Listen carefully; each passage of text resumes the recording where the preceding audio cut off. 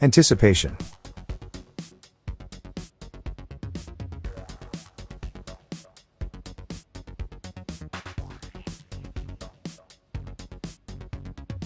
Anticipation helps to prepare the viewer for what's about to happen. When applied, it has the effect of making the object's action more realistic.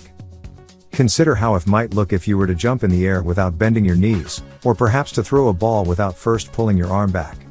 It would appear very unnatural. It may not even be possible to jump without bending your knees. In the same way, animating movements without a flicker of anticipation will also make your motion seem awkward, stale and lifeless. In this video, the letter A in green color anticipates before jumping to go to the letter A in the blue color's place. As we can see in the video, the letter A in the green color bends down before making a jump like any character or even a human being would do.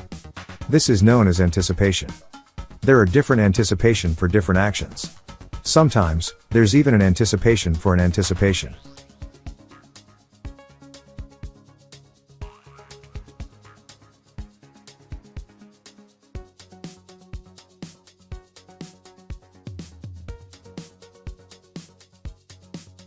Hope you found this helpful. Thanks for watching.